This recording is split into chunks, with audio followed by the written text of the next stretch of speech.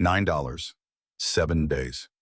And not a single soul on earth who cared whether Josephine Weston lived or died. She sat in the cramped boarding house room in Boston counting the coins for the 20th time that morning, as if counting might somehow multiply them, as if hope alone could stretch $9 into survival. Outside her window, snow fell on Beacon Street. December in Boston was always cruel, but this year felt crueler than most. Perhaps because this year she faced it alone. Her father had died 6 months ago.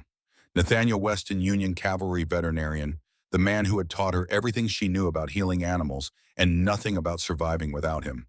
The bullet he took at Chickamauga in '63 had not killed him immediately. It had taken its time. 10 years of slow decay infection eating away at muscle and bone while Josie watched helplessly measuring his life in laudanum doses and sleepless nights. She had been 16 when the wound turned septic the first time. 16 when she learned to assist with surgeries because her father's hands shook too badly to hold a scalpel. 16 when she stopped being a daughter and became a nurse, an assistant, a witness to the longest death she had ever seen. By the time she was 20, Josie could treat most animal ailments better than veterinarians twice her age. By 22, she was handling cases her father could no longer manage. By 24, she was doing everything while he lay in bed lost in laudanum dreams, calling her by her mother's name. Her mother, Eleanor Weston, dead of cholera when Josie was 12. A memory of lavender soap and gentle hands and a voice that sang hymns while kneading bread. Gone so quickly that Josie sometimes wondered if she had imagined her entirely. After Eleanor died, it had been just Josie and her father against the world. He taught her to read Latin medical texts, taught her to set broken bones and deliver foals and recognize the signs of colic before it turned fatal. Taught her that a woman could do anything a man could do if she was willing to work twice as hard and accept half the credit. He did not teach her what to do when he was gone. The factory job had been a lifeline. 30 cents a day as a clerk at the Lowell textile mill, enough to pay for her room-buy food, put a few pennies aside for emergencies. Not enough to save her father, but enough to bury him properly when the end finally came. Then the factory closed, no warning, just a notice on the locked door one Monday morning. Bankruptcy. All positions terminated. Thank you for your service. Josie had written 47 letters to potential employers in the weeks that followed. Veterinarians who might need an assistant, doctors who might overlook her gender, wealthy families who might want someone to care for their horses. 47 letters carefully penned on paper she could barely afford. Not one reply. Her landlady, Mrs. Hutchins, had given her 1 week's notice 3 days ago. 1 week to find somewhere else to go. 1 week before she would be sleeping in the streets or worse. The newspaper lay open on her bed, folded to the advertisement she had read so many times the words were burned into her memory. Rancher in Montana Territory seeks educated woman for marriage. Must be practical, hardworking, and willing to adapt to frontier life. No romantic notions. This is a business arrangement. Reply to Silas Thornton, Ridgewater Station, Montana Territory. A mail-order bride advertisement. The last resort of desperate women everywhere. Josie had always sworn she would never answer such a thing. Had always believed she was too smart, too capable, too proud to sell herself to a stranger for the price of a train ticket. Pride, it turned out, was a luxury she could no longer afford. She had written to Silas Thornton on the 5th day of her 7-day notice, a carefully worded letter that emphasized her education, her veterinary skills, her practical nature. She mentioned her father's death, her current circumstances, her willingness to work. She did not mention the desperation that made her hands shake as she sealed the envelope. His reply had arrived 2 weeks later. The handwriting surprised her. Elegant, educated, not the rough scrawl she had expected from a frontier rancher. Miss Weston, I received your letter and find your qualifications suitable. My father taught me that the best horses are not the most beautiful or the fastest, but the ones with the strongest hearts. I believe the same is true of people. Your letter shows a strong heart. Your circumstances show resilience. Your veterinary skills, if they are as you describe, are something I could not have dreamed of finding in a wife. I will be honest with you as I expect honesty in return. I am a widower. My wife Eliza passed 3 years ago in childbirth. The baby did not survive either. I am not seeking love. I am not certain I am still capable of it. But I am seeking a partner.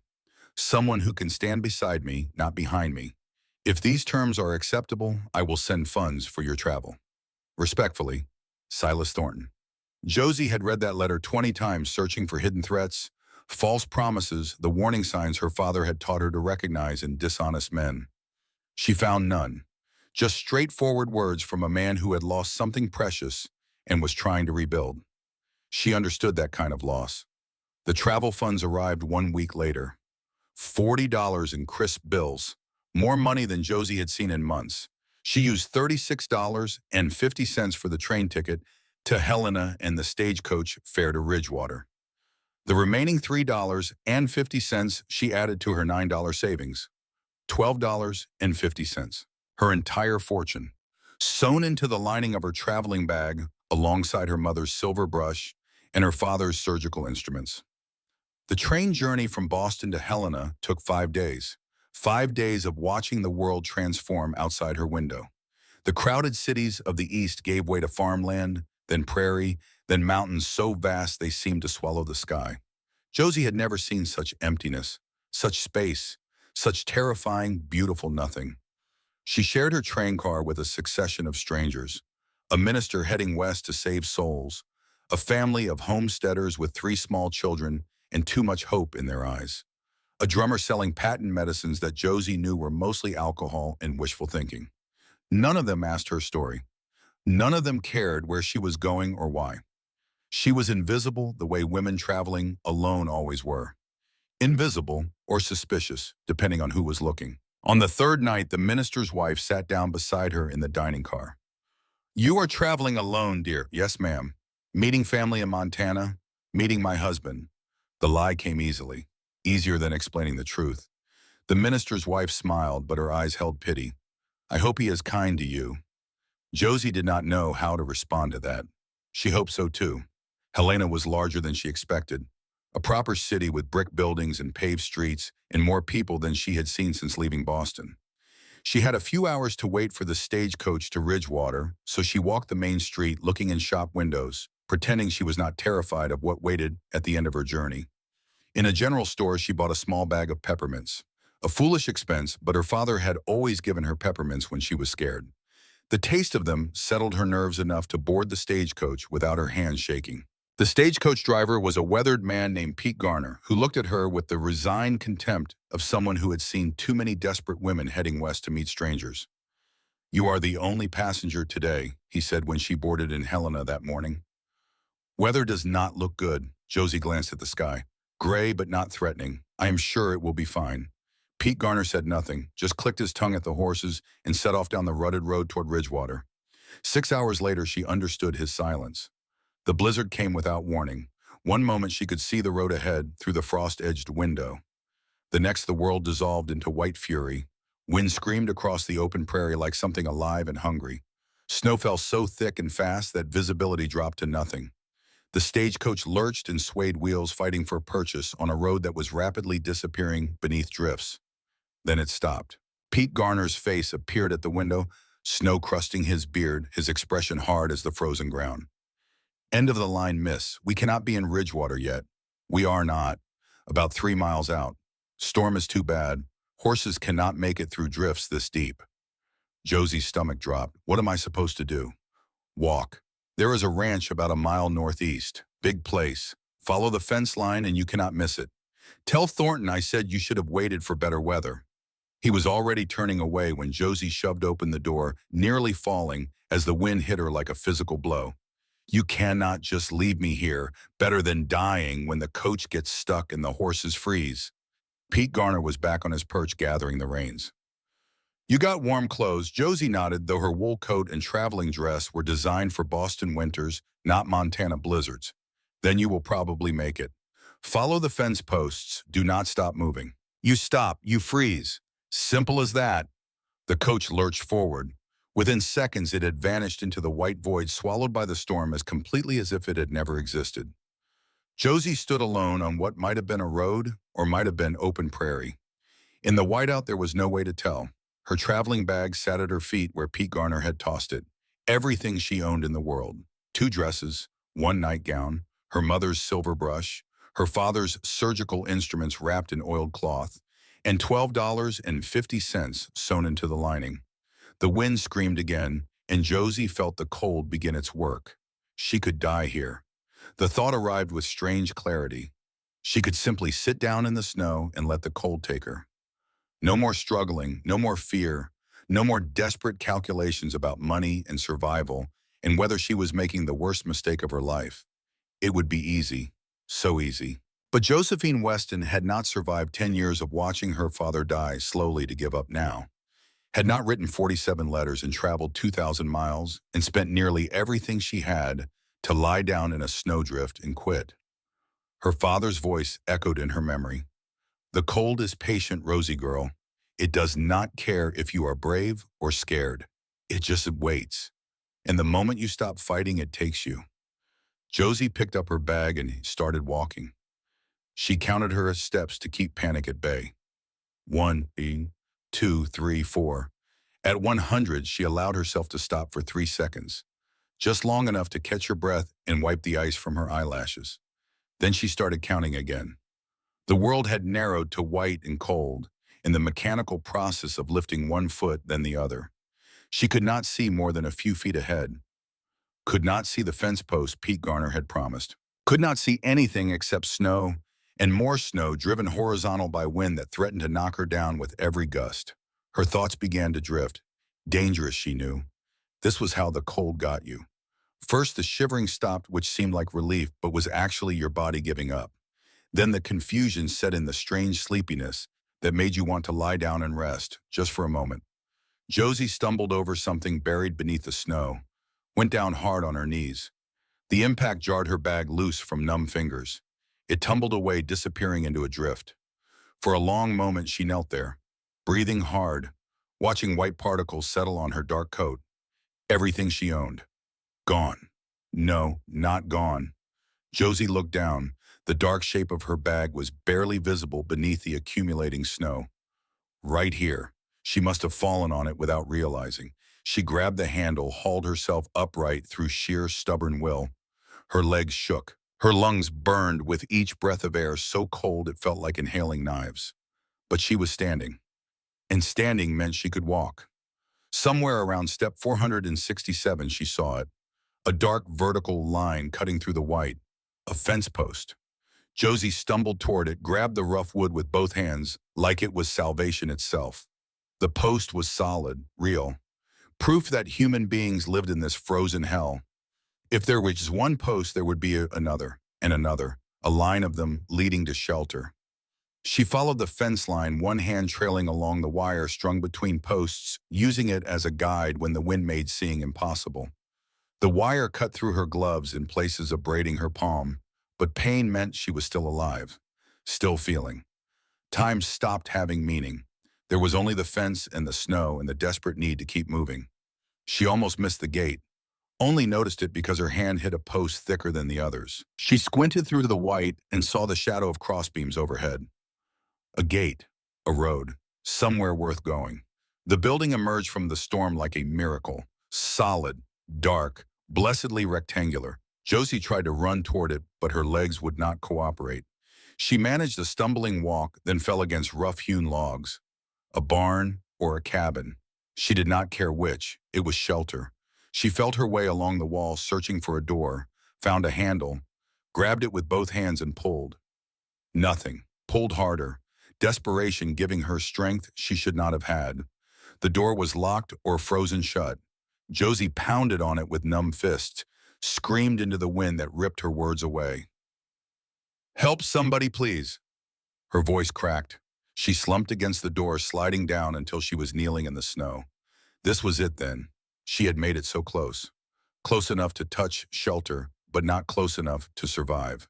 The cold was winning. She could feel it, and now that strange warmth people talked about.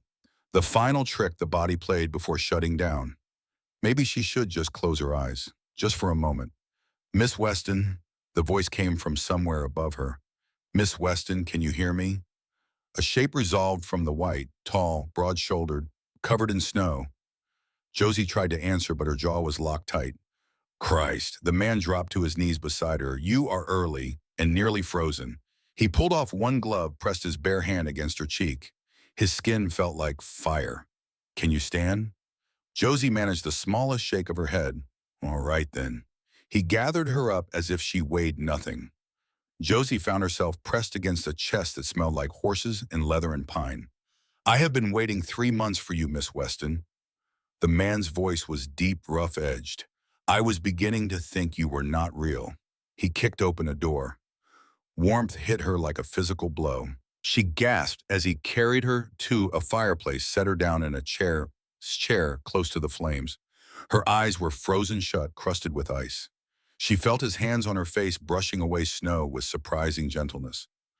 Going to take off your coat. Need to get these wet clothes off you. Josie managed to nod. Modesty seemed foolish when weighed against survival. The man worked quickly, removing her coat and shawl. Her dress was soaked through. I'm going to get you dry clothes, women's clothes. They will fit well enough. He disappeared. Josie sat shivering, gradually becoming aware of her surroundings. A cabin larger than she expected. High ceiling, stone fireplace. Furniture simple but well made. And shelves filled with books. Books, a man who read. That detail settled something in her chest. The man returned with clothing. Put these on. I will turn my back. Thank you. Her voice came out as a hoarse whisper. She fumbled with buttons, fingers clumsy with cold. The wet fabric clung to her skin, but eventually she managed replacing sodden layers with dry ones. A simple cotton dress, worn soft with age. Too large for her thin frame, but dry and warm. Done. The man turned back. For the first time, Josie saw him properly. He was perhaps 30, maybe older.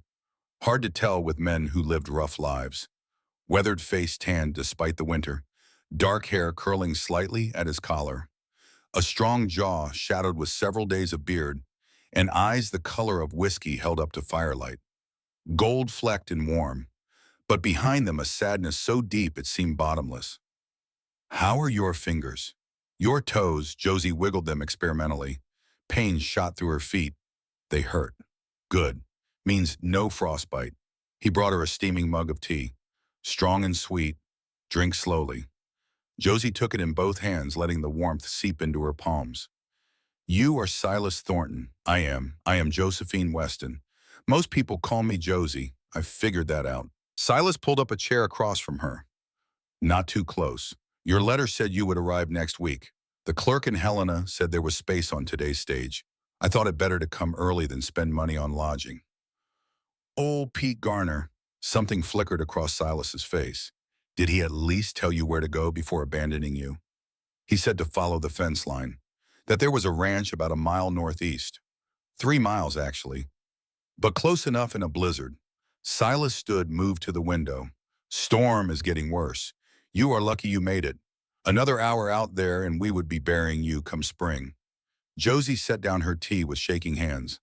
I appreciate your bluntness, Mr. Thornton, but I was aware of the danger. Were you? He turned from the window, those whiskey-colored eyes fixed on her with intensity that made her uncomfortable. Because from where I am standing, it looks like you made a foolish choice based on saving a few dollars. That is not practical. That is desperate. Heat flooded Josie's cheeks. And if I am desperate, does that change our arrangement? No, Silas's voice was flat. I asked for a practical woman. Desperation can make a person practical faster than anything else. But I need to know what I am dealing with. Josie lifted her chin. The practiced lies felt impossible to speak. My father died 6 months ago. He was a Union cavalry veterinarian. Took a bullet at Chickamauga in '63. The wound never properly healed. Infection spread over 10 years until it killed him. Silas said nothing, just listened. My mother died when I was 12. Cholera. After she passed, it was just father and me. He taught me everything he knew about treating animals. By 16, I could handle most cases myself. Go on. After father died, I took a clerk position at a textile factory, 30 cents a day. 3 months ago, the factory closed without warning. I sent 47 letters to potential employers. Not one replied. Her hands tightened on the mug. I had 1 week before my landlady put me out. $9 to my name. No family. No friends who could help. So when I saw your advertisement, I answered. Because the alternative was the streets. Or worse. Silence stretched between them. The fire crackled. Wind howled outside. Finally, Silas nodded. That is honest. I appreciate that more than you know. He moved to the stove, poured himself coffee. I will be equally honest. I am 32 years old. I own this ranch free and clear. 200 horses, 6,000 acres. I breed quarter horses for cavalry contracts. Business is good. He paused.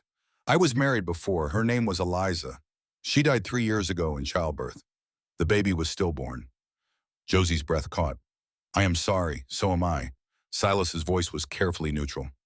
Eliza hated it here. The isolation, the hard work. We fought constantly. She wanted me to sell the ranch, move east. I refused. He turned away, staring into the fire. The day she went into labor, I was in the fields, 10 miles from the house, checking on the herd. She was not due for 2 more weeks. But the midwife was wrong. His voice cracked. When I got home, it was over. The midwife said Eliza called my name until the very end, and I was not there. I let them die alone while I worried about horses. Josie stood cross to him, placed her hand on his arm. You did not let them die. You were doing the work that needed to be done. Work that fed your family. That is not your fault. My head knows that. Silas looked down at her hand, but my heart is still in that room 3 years ago, holding a wife who was already cold. My father took 10 years to die. Josie spoke quietly. Every day I watched him suffer and could do nothing. I understand carrying guilt, but I learned that the dead do not want us to die with them. They want us to live. Silas looked at her for a long moment. You are not what I expected, Josephine Weston. Josie, and I hope that is good. For the first time, Silas truly smiled. It transformed his face, erasing hard lines, making him look younger. It is the best thing I could have hoped for. The next morning came gray and quiet. Josie woke to stillness. No factory whistles, no boarders moving through thin walls, just the soft crackle of fire somewhere below. She dressed in the borrowed clothing, grateful to have anything dry. Her traveling bag sat by the door. Someone had brought it up while she slept. She opened it, relieved to find everything still there. Her father's instruments, her mother's brush, the coins in the lining. Downstairs, Silas was at the stove. Storm broke an hour ago, maybe 6 hours before the next one hits.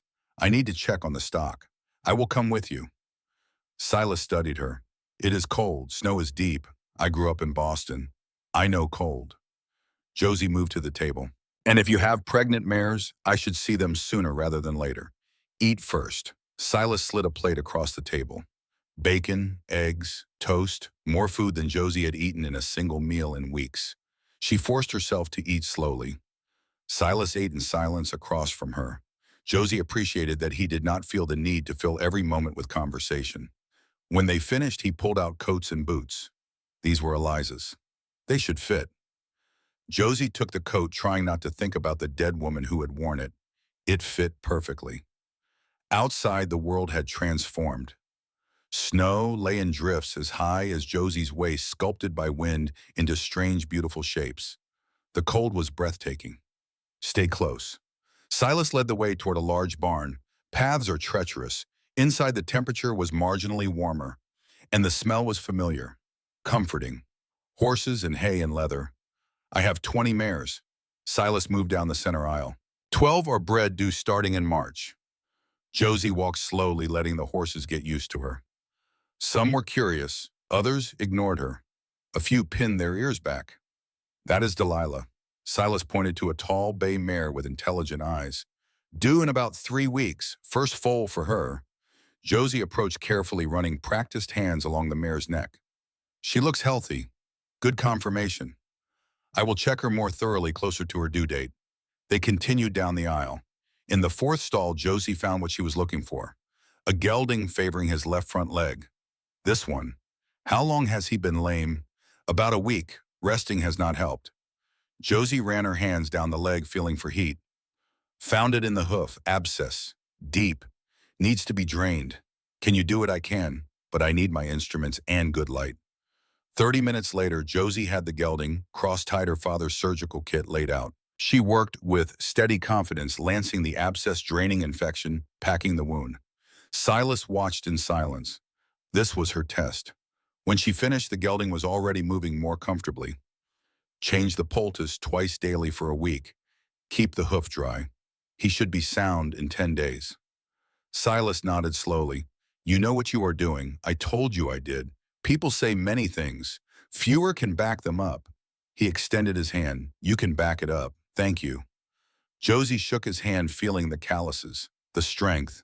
You are welcome. The next morning brought introductions. Josie came down to find a huge man pouring coffee with his left hand. The right sleeve was pinned to his shoulder. Empty. He stood perhaps 6.5 feet tall, massive frame, storm gray eyes, full dark beard neatly trimmed. You are the mail-order bride, not a question. I am Josephine Weston. Josie. And you are Ezra McCord, ranch foreman. He pushed coffee toward her with surprising dexterity. Josie looked at the missing arm. Gettysburg Ezra raised an eyebrow. Day 2. Little Round Top. 12 years now. That must not have been easy. It was not. Ezra sat across from her. But Silas was the only one who would hire me after the war. Everyone else saw what I lost. Silas saw what I still had. Josie understood more about Silas Thornton from that sentence than from anything in their letters.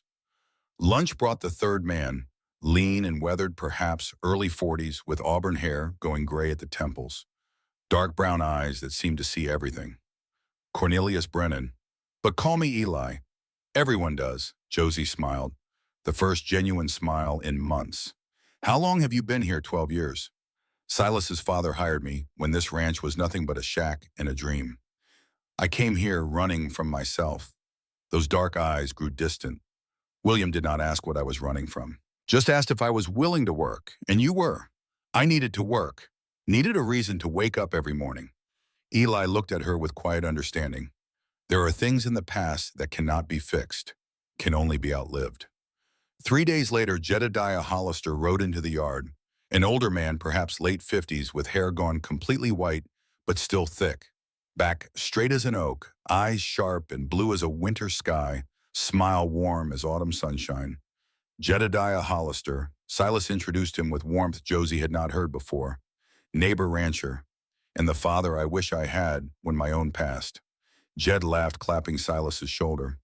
His father, William, was my best friend for 40 years. We came to Montana together when this land was truly wild. He turned to Josie, those keen blue eyes brightening. You must be the mail-order bride. Quite extraordinary to make this stubborn boy write an advertisement. I am just a desperate woman. No, Jed shook his head firmly. I have lived 58 years. I know the difference between desperation and determination. Desperation makes people quit.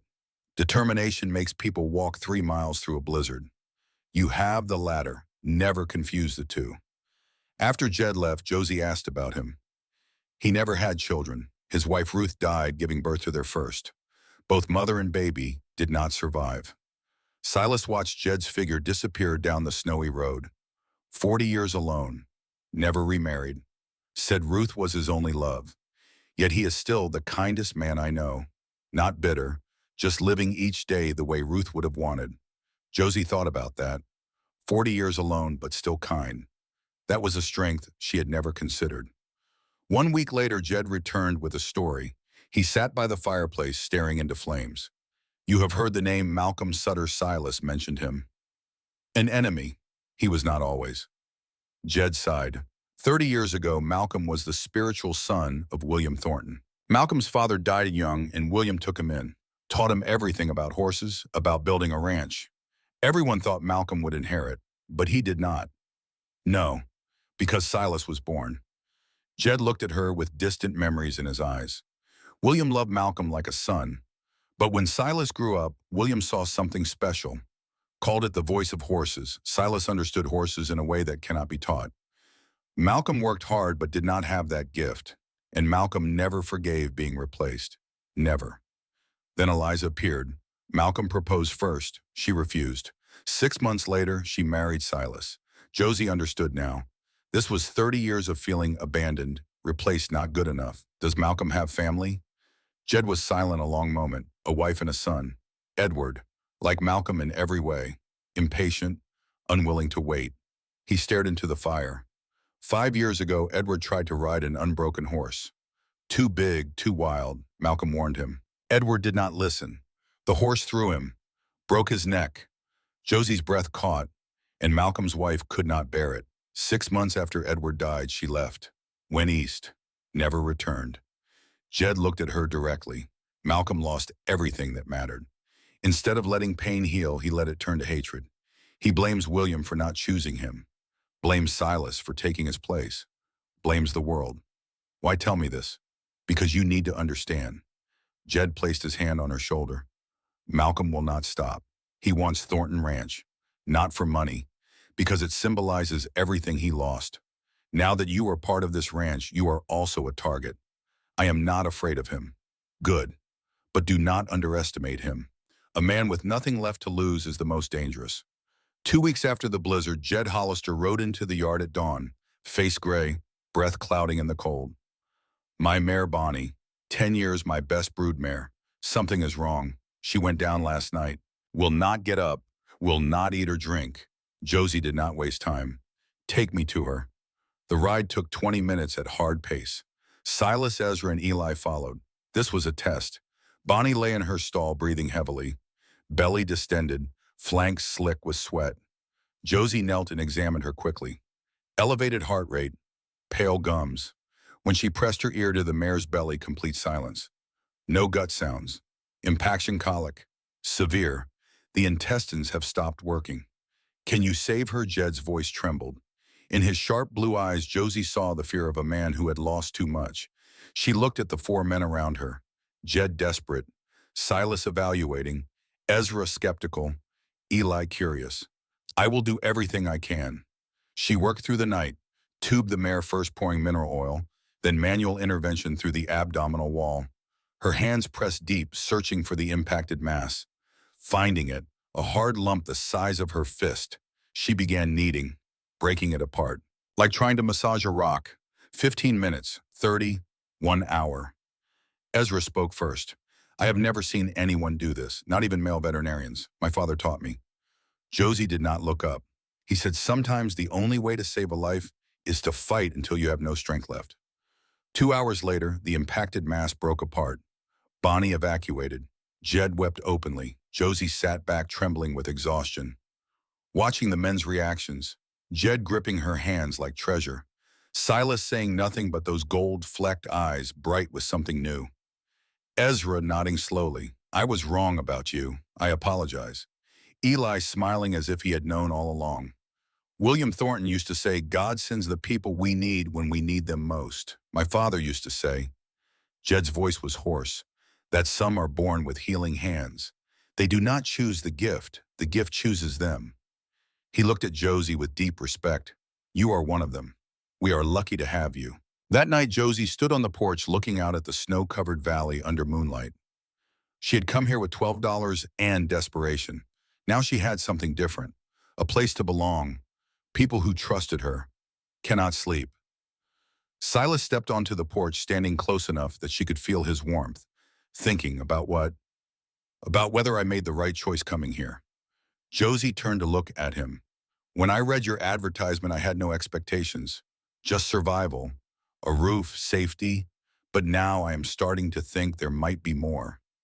So am I. Silas's whiskey-colored gaze held something new, a spark of hope.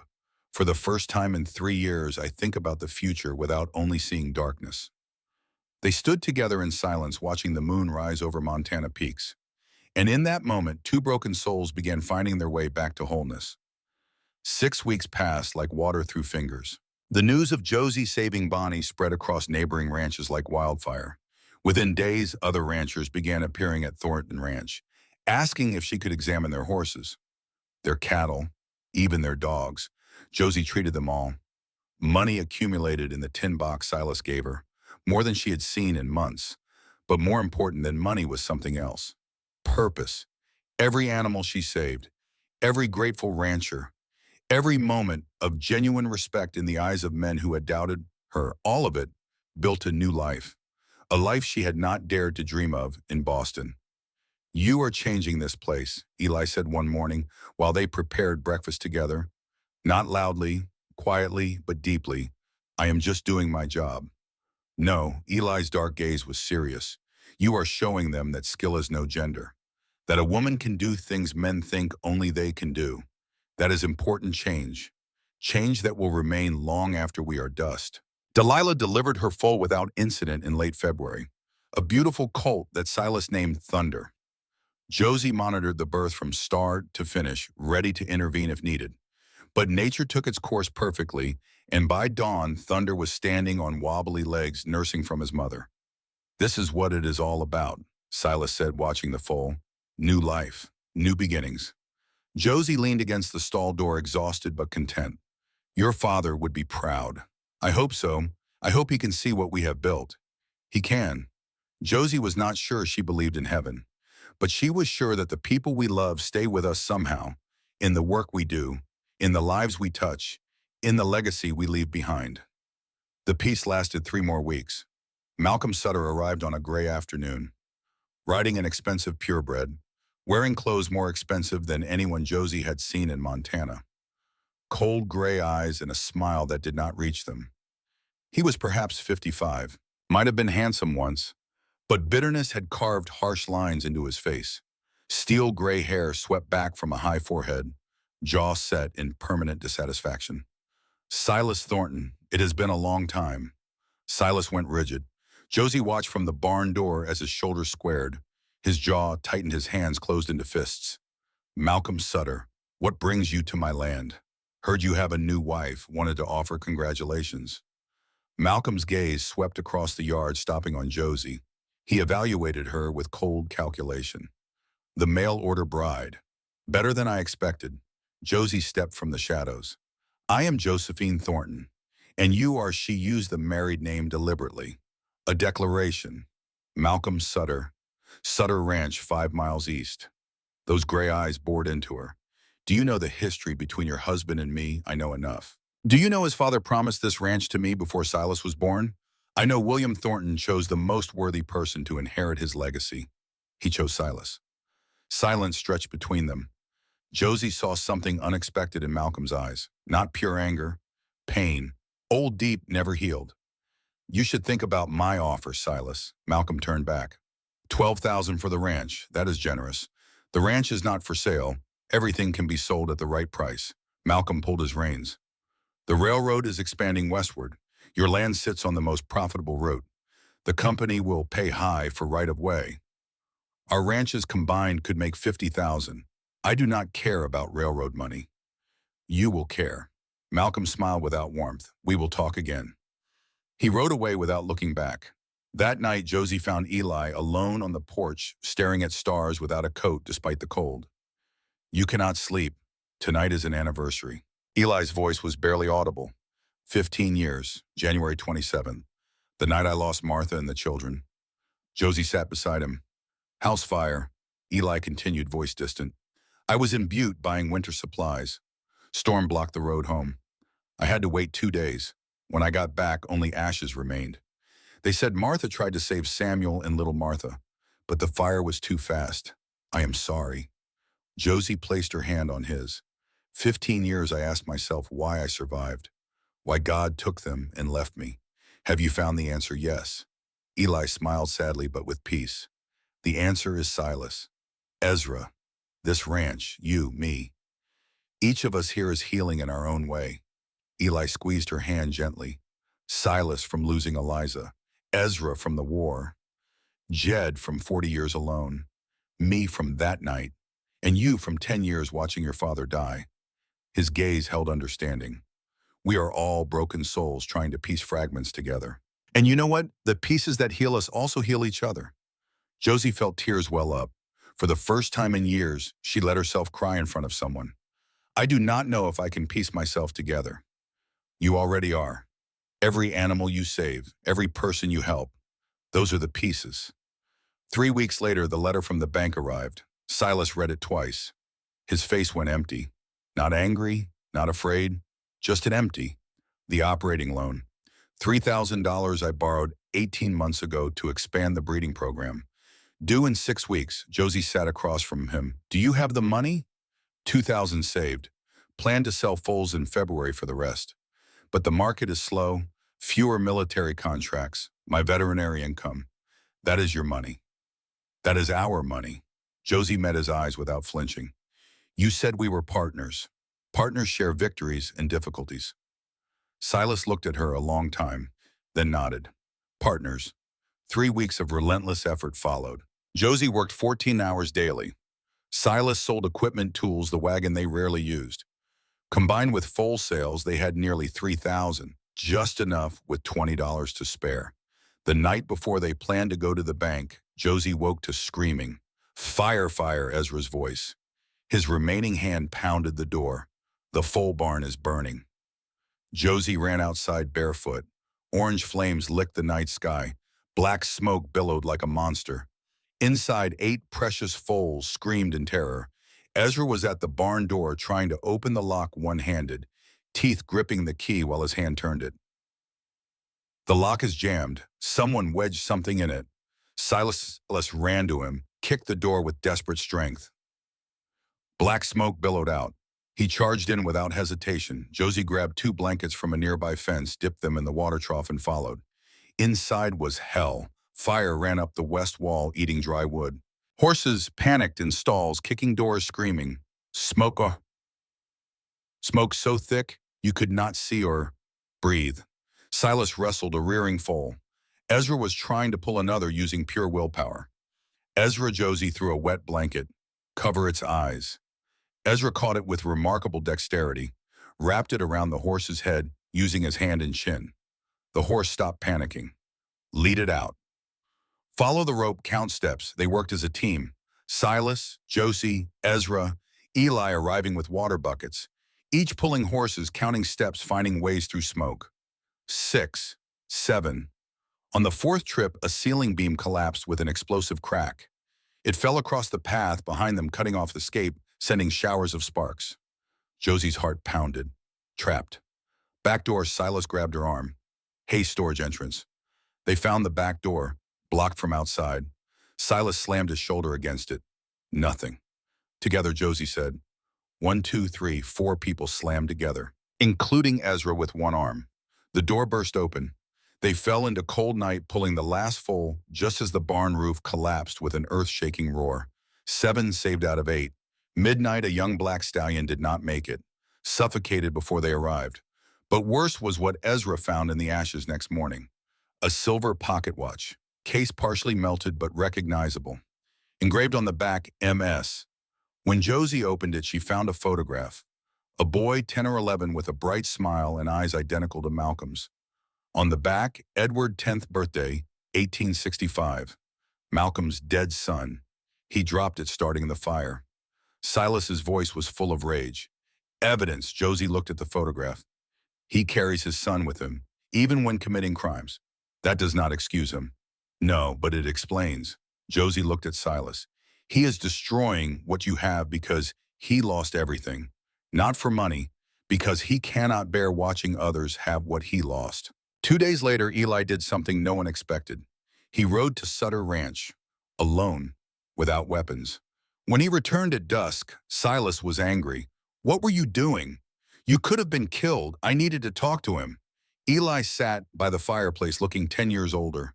Man to man, just 2 men who lost what mattered most. Talk about what Eli looked into the fire. Losing children. Silence filled the room. Malcolm lost his son 5 years ago. I lost Samuel and little Martha 15 years ago. I told him I understood how that pain eats at you, how it can turn a good person into a monster. What did he say? He cried. Eli looked at them, for the first time in years, I think, like an abandoned child, and I saw beneath the rage, just a father mourning a child who will never return. So you forgave him? Ezra's voice was hard. Forgiveness is not my place. That is Silas's. Eli shook his head.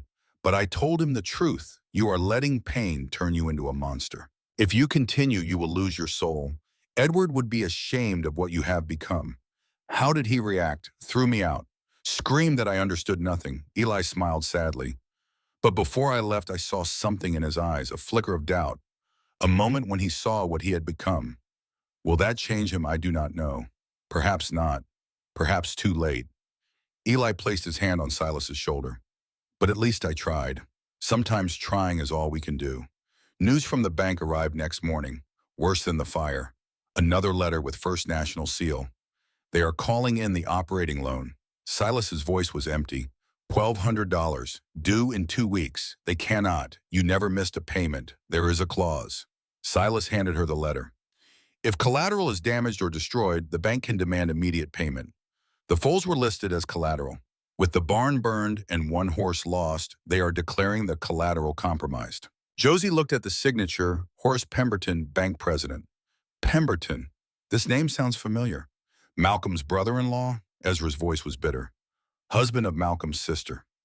Josie understood. Malcolm burns the barn. His brother-in-law calls the loan. Perfect coordination. And we cannot prove they are working together. The pocket watch is circumstantial. Sheriff Miles would never go against the Pemberton family. That night, Josie called a meeting. Everyone around the kitchen table. Silas, Ezra, Eli, Josie, and Jed Hollister invited as advisor. We have 2 weeks. We are short $1,200. I want everyone's ideas. Jed spoke first. I can lend $300, not much, but everything I have without selling Roos land. Ezra next. $80 saved from 7 years of wages. Take it all. Eli followed. 50 from me, and I can sell my gold watch. My father's from Ireland. Maybe worth 100. Josie looked at them. 4 men willing to give everything they had. Last possessions connecting them to their pasts. Still short a lot.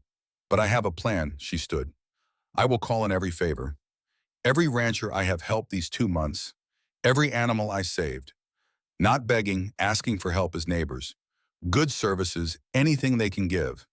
In 2 weeks and 1 day, the last day, I will ride to every ranch and summon everyone at once. That is how community works. Standing together. That is crazy, Ezra said, but respect was in his voice. That is the only way. Jed laughed. First full laugh of the night. William Thornton used to say the best women are crazy in the right way. He looked at Silas. Your father would have loved her. The next 2 weeks were the hardest of Josie's life. She worked nonstop, treating every animal she could find, riding 20 miles some days, working until midnight, sleeping 3 hours, back on the road, but not alone. Ezra rode with her as bodyguard, not saying much, always there. Eli prepared food for trips, tucking bread and cheese into her saddlebags every morning. Jed used his influence to open doors. Ranchers respected him. Silas managed the ranch. They worked as a family, not by blood, by choice. Day 13, Josie collapsed, treating a mare with difficult delivery at a ranch 15 miles west. Worked through the night, saved mother and foal. Then her vision went black. When she woke, Silas sat by the bed, face gray with worry.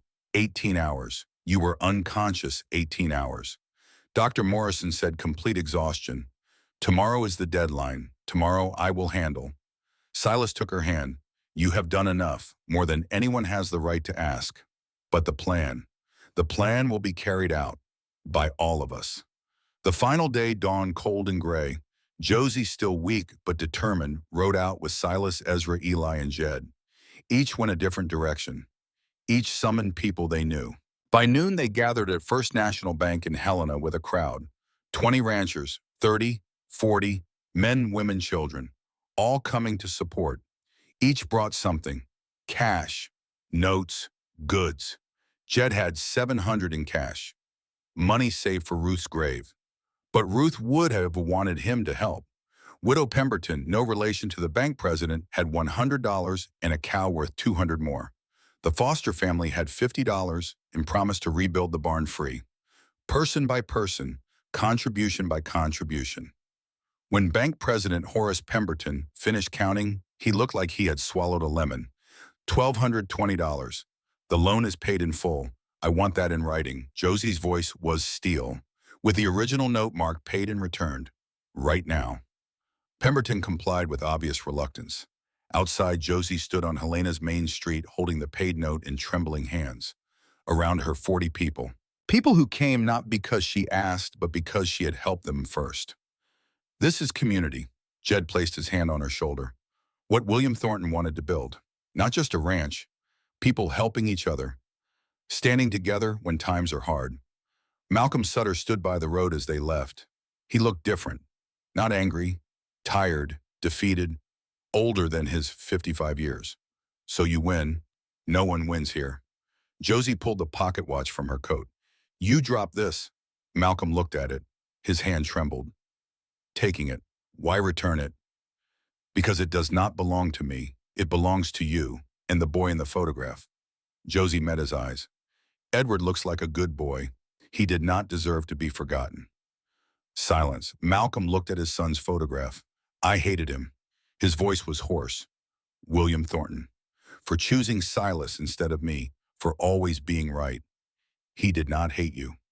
Silas spoke for the first time as an equal rather than enemy. Father talked about you constantly, said you were smart, talented, but lacking one thing. What patience? Silas stepped closer. You wanted everything immediately. Good horses, like good lives, need time to build. Malcolm looked down. When he looked up, moisture glistened in his eyes. My son was like me, impatient, would not wait. He died trying to ride a horse too big for him. I told him to wait. He did not listen, and I could not save him. Josie felt her heart soften despite herself. You can change. It is not too late. Malcolm shook his head slowly. Too late for many things. Too late to take back what I destroyed. He looked at Silas, but perhaps not too late to stop destroying more. He turned away, mounted his horse, and rode out of town without looking back. That night, Josie stood on the porch with Silas, both exhausted but relieved. Do you think Malcolm will change? I do not know. Silas looked out at the moonlit valley, but I think he will stop attacking us. That is enough. Silas turned to her. His gold-flecked gaze was deep in moonlight. You know what I fear most is not losing the ranch, what losing you. The way I lost Eliza. Josie took his hand. You will not lose me. I have chosen this, chosen you, chosen this life. Why? With your skills, you could go anywhere. Skills mean nothing without a place to belong. Josie smiled. I belong here. With you, with Ezra, Eli, Jed, with this valley. Silas pulled her into his arms. When everything settles, I will propose properly. With vows that mean something, with a future we choose together. I will wait, Josie whispered. But not too long, they stood watching stars rise over Montana peaks. For the first time in years, both felt hope. The months following felt like exhaling after holding breath too long. Malcolm Sutter did not return. Rumors said he sold his ranch and moved to California. The dark shadow had lifted from the valley. Josie continued her practice. Ranchers from 30 miles came seeking her expertise. She began teaching Adelaide Foster, an 18-year-old with bright eyes and determination, her first student. They will say you cannot do this, Josie told her. That women are not allowed, that this is men's work. They are wrong. Every animal you save proves them wrong. Rebuilding the burned barn began in spring. The Foster family kept their promise. Neighbors helped. Within 3 weeks, a new barn stood, bigger, stronger, built by community. Ezra met Margaret, a young widow and teacher from Denver. She did not care about his missing arm. She cared about his heart. Eli continued as the ranch's heart, cooking, counseling, keeping everything running. He began humming while he worked. Old Irish songs his mother taught him, songs he had not sung since the fire. And Silas. Silas smiled more. The shadows in his eyes had not disappeared, perhaps never would, but they had lightened, made room for joy. 4 months after the bank confrontation, Josie discovered she was with child. She told Silas at dinner, watched his face transform from confusion to understanding to joy so pure, it brought tears. Are you certain? Dr. Morrison confirmed this morning. Silas crossed the room in 2 strides, gathered her in his arms. I thought I would never have this again. After Eliza, after my son, nothing is ever truly over. Josie placed her hand on his cheek. Only transformed. That night, Silas spoke of Eliza without pain. She would have liked you, strong where she was fragile, practical where she was romantic. But in kindness, in courage, you are alike. I wish I could have known her. In a way you do. Silas took her hand, placed it over his heart. She lives here, always will. But there is room now for you too. Josie understood then that love was not about forgetting. It was about expanding, honoring the past while building the future. The weeks that followed brought change. Silas hired 2 more hands, young men from town who needed work. Josie reduced traveling as pregnancy progressed, but continued treating animals at the ranch, teaching Addie, building her network. Jed visited every week, playing grandfather, bringing gifts, small carvings, blankets Ruth had woven decades ago, stories that would become legend. Ezra proposed to Margaret in April. She said yes before he finished. They would marry in summer. Eli began humming more, not just special occasions. While he worked, the music had come back, not bringing pain, bringing memory. The ranch felt alive in a way it had not for years, filled with laughter, with hope, with people building together. One night in early May, Josie woke to pounding on the door. One of the mares, Ezra, was breathless. "Something is wrong. Water broke, but the foal is not coming." Over an hour now, Josie dressed quickly, heart racing. The mare was one of Silas's best breeding stock, a valuable horse named Starlight. She ran to the barn, Silas following. Starlight lay in her stall, breathing heavily, belly swollen with contractions, eyes wild with pain. Josie knelt and examined quickly. Her blood ran cold. Breech presentation. The foal is coming backward. She looked at Silas, saw color drain from his face, saw ghosts of memory in his whiskey-colored gaze. Like before, yes, but this time is different. I know what to do. And you are here. Silas did not answer immediately. Josie saw battle in his eyes, memory of Eliza, fear of loss, the instinct to flee. Silas. She took his face in her hands. Eliza dying was not your fault. You were not there because you were doing work that needed doing. That is not your fault. She looked into his eyes. But today you can be here. You can fight. With me. Together. One heartbeat. Two. Then Silas nodded. Tell me what to do. They worked together, Josie guided from inside. Silas pulled the rope around the foal's legs to her rhythm. Wait for the contraction. Wait, now pull. Silas pulled steadily. Josie rotated. The foal shifted. Again. 1, 2, 3. Again and again. 30 minutes of extreme tension, sweat streaming, muscles aching. Ezra stood at the stall door praying silently. Eli had lit candles, sending prayers heavenward. Then the foal rotated completely, head in position, legs extended, Starlight pushed. Once, twice. The foal slid out. It lay motionless. Josie grabbed a towel, rubbed vigorously. Breathe. Please breathe. Nothing. Rubbed harder. Cleared the nose, massaged the chest. The foal took a breath, eyes opened. Head lifted. Josie sat back, tears streaming. She is alive. Silas knelt beside her, his face wet too. Different tears. Release, a man finally forgiving himself. I was here. This time I was here. You were always here, Silas. In your heart. Today you allowed yourself to be here with your whole body. Silas looked at the foal. A filly with a chestnut coat and intelligent eyes. She needs a name. Hope, Josie said, because that is what you gave me when I had nothing. Silas took her hand. You did not give me hope. You reminded me it was still there, waiting. Dawn spilled through the barn doors. They sat in straw, watching Hope learn to stand on trembling legs. The filly struggled, fell, got up, struggled, fell, but kept trying. Like us, Silas said quietly. We fall, we get up, we keep trying. That is all anyone can do. Josie leaned against his shoulder. Fall, get up, try again. Hope we eventually get it right. Silas wrapped his arm around her. I think we are getting it right for the first time in 3 years. Outside, sun rose over Montana mountains, painting peaks in gold and pink. A new day, a new beginning. Spring arrived in the valley like a benediction. Snow retreated up mountain slopes, leaving meadows carpeted with wildflowers. Purple lupine and yellow arrowleaf balsam root painted hillsides in colors so vivid they seemed unreal. Air softened, warmed, carried scent of pine and new grass. Hope grew stronger daily. The filly inherited her mother's conformation and intelligence. She ran through pastures with boundless energy, kicking heels, racing shadows. Josie watched from the porch, one hand on the swell of her belly. 5 months now. Nausea past, replaced by quiet wonder. A life growing inside her. A future taking shape. She is beautiful. Silas came to stand beside her. His gaze followed Hope, galloping across the meadow. She is, like her namesake. Josie smiled. Hope is a good name. For a horse, for a feeling, for what we are building. Silas set down his coffee, something different in his eyes. Resolve. A decision made. I need to show you something. Will you come with me where to the hill behind the house? Josie knew what was there. Eliza's grave. The place Silas had mentioned but never taken her. She took his hand. Yes. The climb was gentle path well worn from years of solitary visits. Silas had walked this way many times. In grief, in guilt, in desperate loneliness. Now he walked with her hand in his.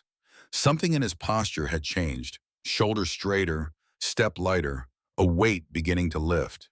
The grave sat beneath spreading oak branches. A simple stone, Eliza Thornton, beloved wife, 1847 to 1872. Below it, our son, born and died the same day. Josie's throat tightened. She had known the facts. Seeing them carved in stone made them real. Silas knelt, placed purple wildflowers on the earth. The kind Eliza had loved. He was silent, then began speaking. Not to Josie, to Eliza, I kept my promise.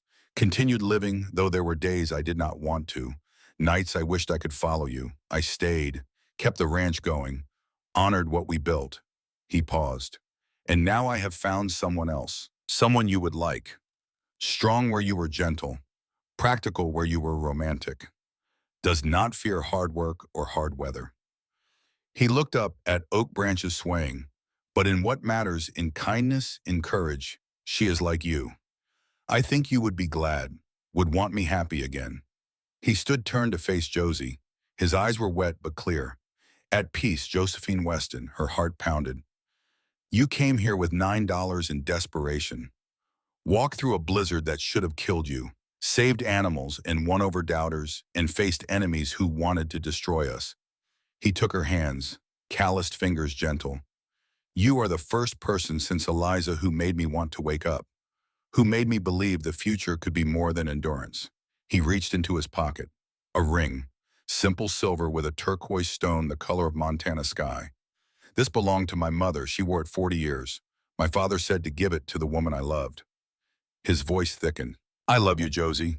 Not because I need a wife, not because the ranch needs a woman, but because you are the person I want beside me for whatever time God gives us. Because you are the first person who makes me want to wake up in the morning without feeling empty inside. Josie felt tears streaming. Happiness, gratitude, love she had not known she could feel. Yes, her voice broke. Yes, I want to be your wife, more than anything. Silas slid the ring onto her finger. It fit perfectly. He pulled her close and kissed her. Gentle at first, then deeper. Promise and passion in the beginning of something new. Above them, the oak rustled leaves in spring wind, and somehow Josie knew Eliza was smiling. The wedding was planned for May's third week when wildflowers would peak. News spread through the valley. The mail-order bride who saved horses and faced down Malcolm Sutter was marrying Silas Thornton. Every rancher within 30 miles wanted to attend. Josie spent weeks in a daze. So much to do. A dress altered from white silk Margaret brought from Denver. Food prepared for reception. House cleaned and decorated. But not alone. Eli took charge of cooking. A feast for 100. Working dawn to dark. Humming Irish songs his mother taught him. One evening, Josie found him kneading bread with practiced rhythm. You are humming. Eli looked up startled, then smiled. I suppose I am. You have not since I arrived. I have not in 15 years. He shaped dough into loaves. After the fire, I could not bear music. Every song reminded me of what I lost. Lullabies for Samuel. Hymns Martha loved. He dusted his hands. But lately songs are coming back, not bringing pain, bringing memory. Memory can be sweet as well as bitter. What changed you did. Eli met her eyes. You reminded us that life continues, that loss is not the end, that there can be new chapters when we think the book is finished. Josie reached across, took his hand. You have been like a father, the one I lost, and you like a daughter, the one I never raised. His voice roughened. If Martha is watching, she is glad. Will you sing at the wedding? While I was quiet, then nodded. I will sing. For you, for Silas, for all of us who learned to hope again. Wedding morning dawned clear and golden. Josie woke early, too excited to sleep. She watched sun rise over mountains, painting peaks rose and amber. This was the day, after desperation and journey and blizzard and fire and fear, this was the day her new life truly began. A knock. Margaret entered carrying the white silk dress. Time to get ready. Josie let Margaret help her dress, arrange hairpin wildflowers as her only ornament. When she looked in the mirror, she barely recognized herself. Not because she looked different, because she felt different, like a woman who had found her place. Another knock, Jed's voice. Josie May, I come in. She opened the door. Jed stood in a suit decades old but still elegant. White hair combed back, sharp blue eyes suspiciously bright. You look beautiful, like the daughter I always wished I had. Jed, I wanted to ask something, anything. My father is gone. I have no brothers, no uncles to walk me down the aisle. She took his weathered hand. Would you do me the honor? Jed's eyes filled with tears he did not hide. The honor would be mine. I have waited 60 years to walk a daughter to her wedding, to give away someone I love. He lifted her hand, kissed it gently. Ruth always said family we choose is as real as family we are born into. Today I understand. The ceremony took place under the old oak in sight of Eliza's grave. Silas had suggested it. Josie agreed. This was not about forgetting, about honoring while moving forward. Eliza would always be part of their story.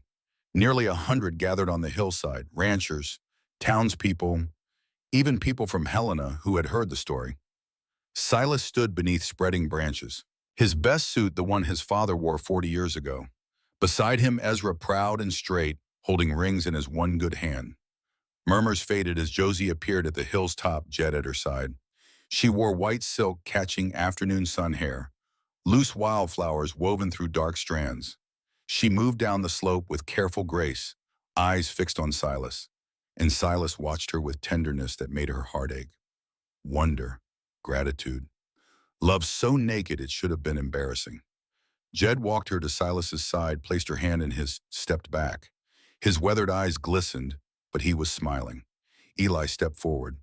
Not a preacher, but asked to officiate.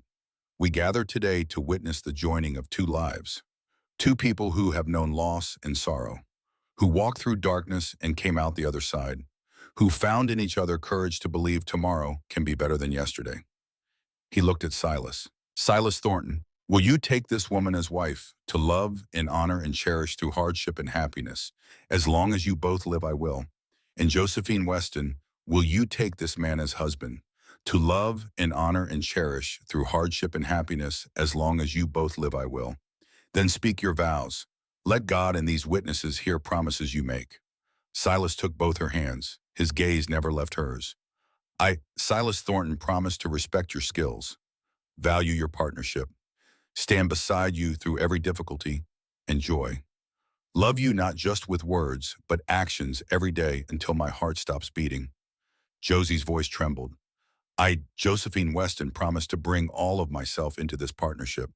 Strength and weakness, hope and fear, to fight beside you when times are hard, build with you when times are good, love you with all my determination for all the days we are given.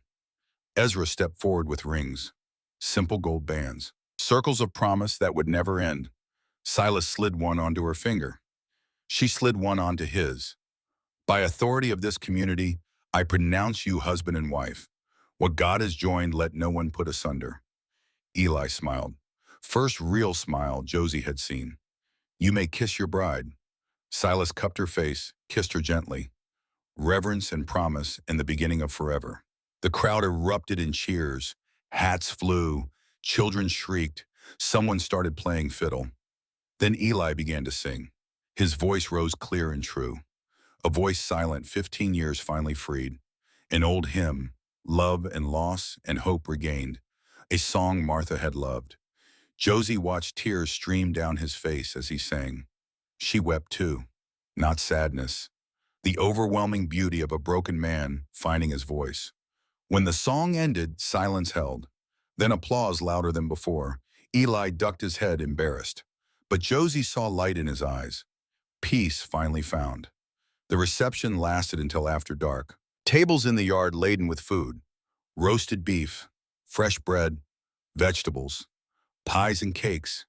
People ate and drank and danced. Fiddle played late, joined by guitar and harmonica. Children ran through the gathering, drunk on excitement. Jed made a toast that left half the crowd in tears. I have known Silas since he was a squalling infant. Watched him grow, build this ranch, lose the woman he loved, nearly lose himself. He turned to Josie.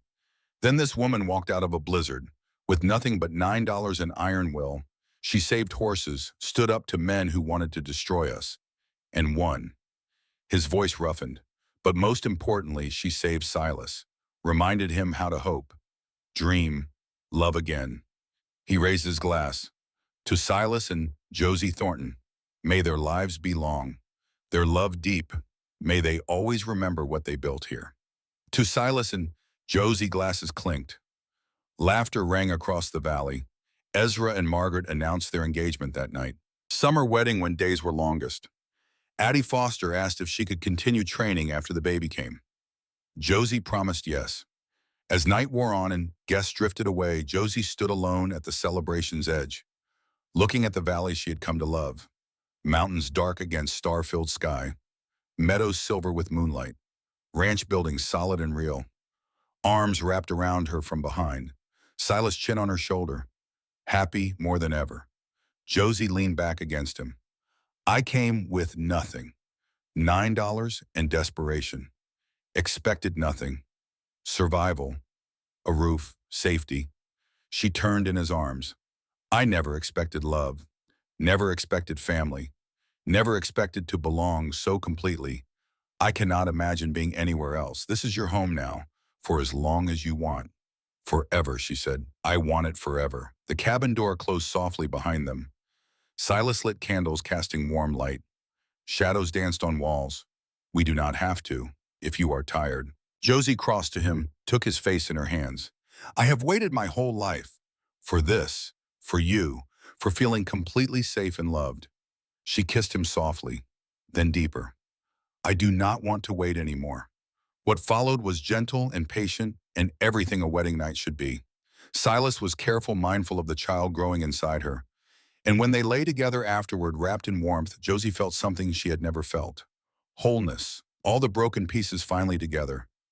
This is what it feels like, she whispered. To be home. Silas pulled her closer. Welcome home. The months that followed were the happiest of Josie's life. Her belly grew round. She moved more slowly but did not stop working.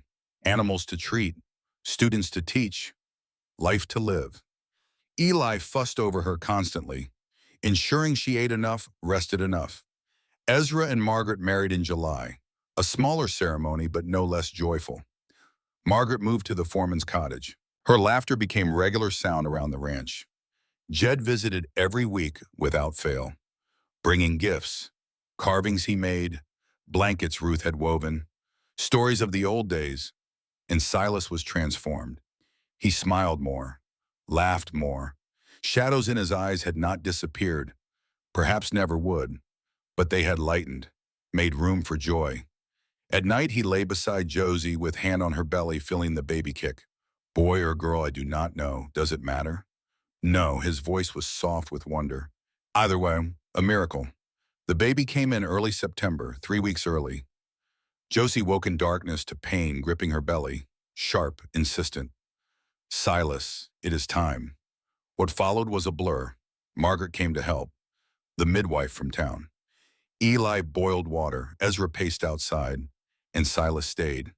Through every contraction, every cry of pain, every moment of fear. He held her hands so tight she thought bones might break. But he did not leave, did not run, did not let ghosts drive him away. I am here, he kept saying, I am here. The baby was born at dawn, first light touching mountains. A girl, perfect, healthy, dark hair, her father's golden flecked eyes. Josie held her daughter, exhausted beyond words but filled with fierce joy. She is beautiful, Silas said, tears streaming. Like her mother. What will we name her? Ruth? Without hesitation. For Jed's wife. The woman who taught him love endures. The hope she represented. Ruth Thornton. Josie looked at her daughter. Welcome to the world, Ruth. Welcome home. News reached Jed within hours. He rode to the ranch faster than a man his age should ride. When he saw the baby, heard her name, he wept. You named her Ruth, after my Ruth, after the woman who taught you love endures.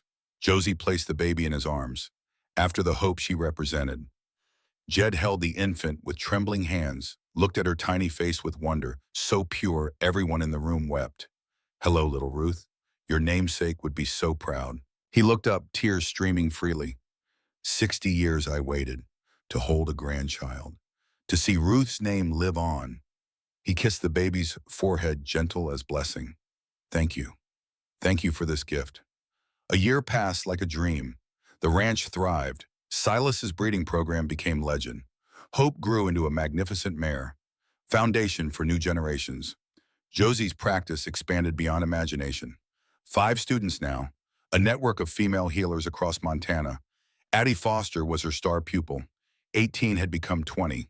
Confident, skilled, treating animals on her own. Ezra and Margaret welcomed a son in spring, named him William after Silas's father. Eli continued as the ranch's heart, humming while he worked. Music had returned, bringing memory, and memory could be sweet. Jed came every week. Ruth knew him before she knew almost anyone. His weathered face, one of her first smiles. His deep voice, one of her first recognized sounds. He taught her horses before she could walk, wildflower names before she could talk, stories that would become legend. I will not live forever, he told Josie one afternoon. But through this family, I will live on. That is all anyone can hope for. Malcolm Sutter was never seen again. Rumors said he sold everything, moved to California. Others said Mexico. The truth came in a letter one autumn day, written in shaking hand. Mr. Thornton, I am dying. Doctors say 3 months. I will not waste time with apologies. Words cannot undo actions. But I want you to know I heard what Eli Brennan said about pain turning me into a monster, about Edward being ashamed. I did not believe him then, but lying here with death approaching, I had not escaped the truth. He was right. I became something my son would not recognize, something I cannot bear to look at. I am told you have a daughter. I am told you found happiness. I hope so, not because I have forgiven myself, but because someone should have the life I threw away. Malcolm Sutter, or Lesser, read it twice, handed it to Josie. What do you think, a broken man who made terrible choices? He understood at the end. Too late to help him. Perhaps not too late to give him peace. She looked at the shaking handwriting. I hope he found what he was looking for. Silas nodded. So do I. He folded the letter carefully, placed it in the drawer where he kept things that mattered. A reminder of what we almost lost. How close any of us are to becoming what we despise. 10 years passed like water through fingers. Thornton Ranch had become legend. Silas Thornton was known as Montana's finest horse breeder. But more important was his reputation for building community. Hiring men, others rejected. Standing by neighbors. Teaching that strength was measured by what you gave, not took.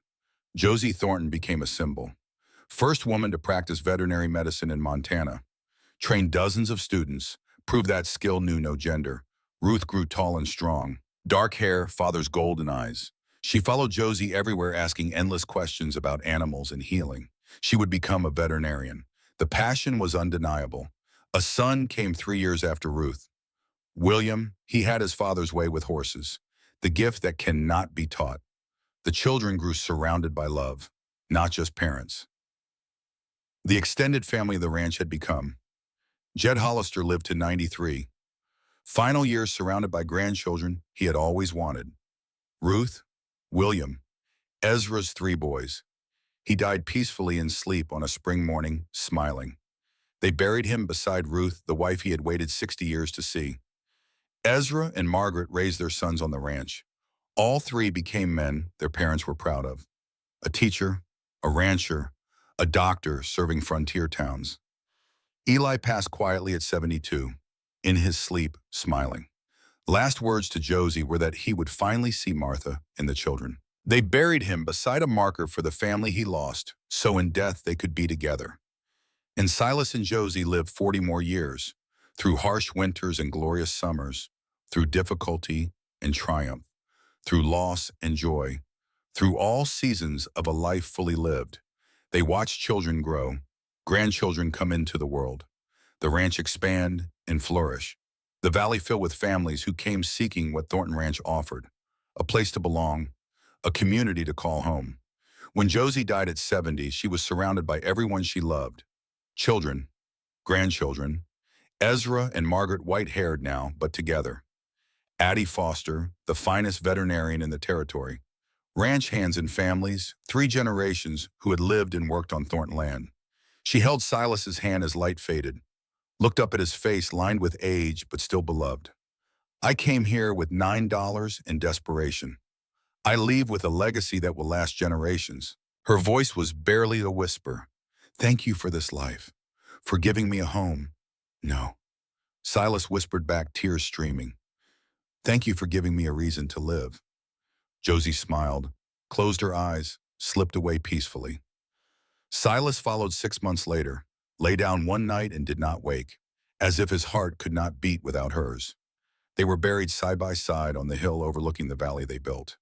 Under the old oak where Eliza rested, the gravestone read, Silas Thornton and Josephine, Weston Thornton partners in life, love, and legacy. They proved what is possible, 1843 to 1923, and 1851 to 1921.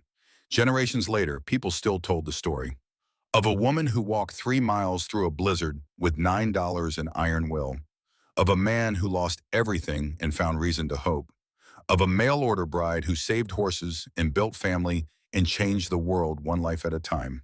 They told it to their children told it to theirs. But the truth was simpler than legend. It was the truth Eli Brennan understood when he chose to live after losing everything. The truth Jed Hollister embodied in 60 years of solitary kindness. The truth Ezra McCord proved when he refused to let a missing arm define his worth. The truth Silas and Josie discovered in the crucible of loss and long, slow work of healing. The best things in life are not things we find ready-made. They are things we build, with hands, with hearts, with patience and persistence, and courage to keep trying even when we fail. Every day. The story of Josephine and Silas Thornton was not a fairy tale. It was better. Proof that partnership built on respect outlasts passion. That chosen family is as real as blood. That it is never too late to start again. And most importantly, a reminder that things we build with our own hands, relationships and memories and love last forever.